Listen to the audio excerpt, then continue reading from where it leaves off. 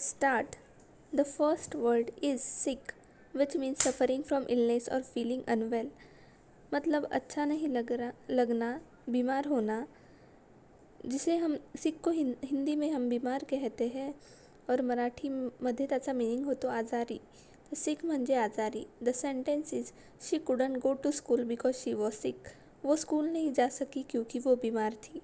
ती शाळेत नाही जाऊ शकली कारण ती बीमार होती. सो the meaning of the word sick is suffering from illness. The second word is alluring, which means very attractive or tempting. मतलब कि कुछ बहुत अट्रैक्टिव और टेम्पटिंग होना, जिसे हम हिंदी में आकर्षक कहते हैं और मराठी में मोहक.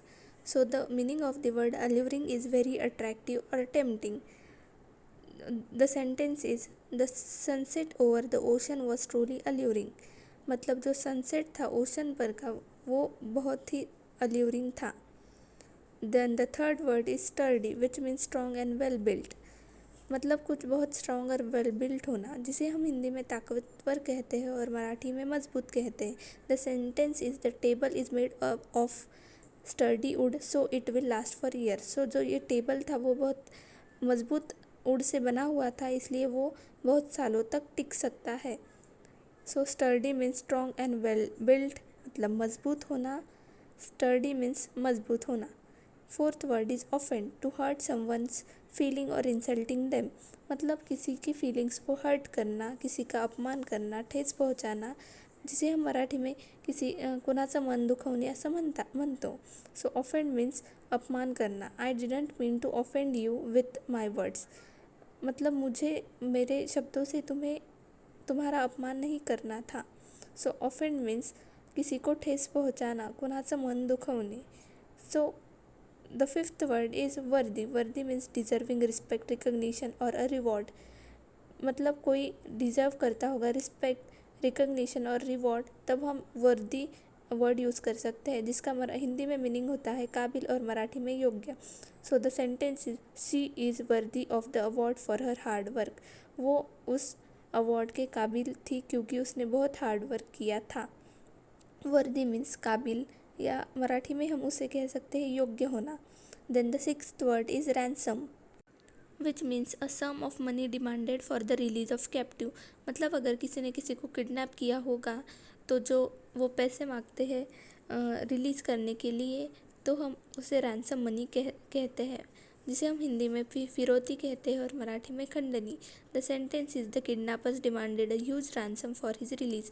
किडनैपर ने उसे छोड़ने के लिए बहुत बड़े फिरौती की रकम की डिमांड की थी. The seventh word is revamp, which means to improve, renovate और make changes to something to make it better.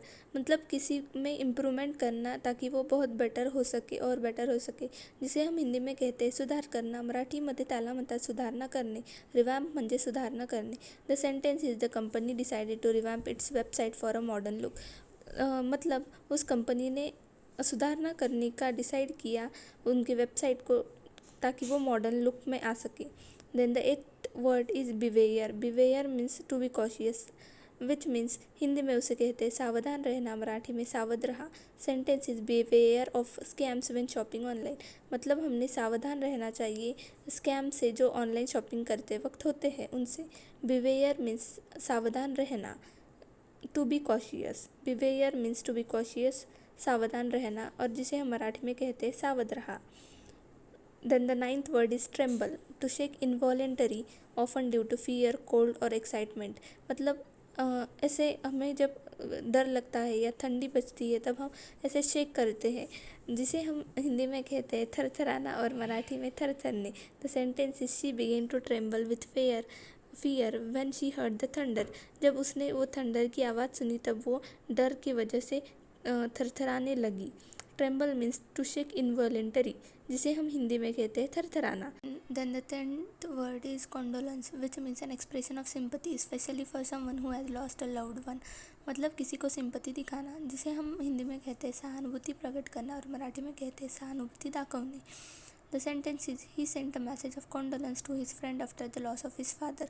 उसने अपने दोस्त को सहानुभूति वाला मैसेज भेजा क्योंकि उसके दोस्त ने अपने पापा को खोया था.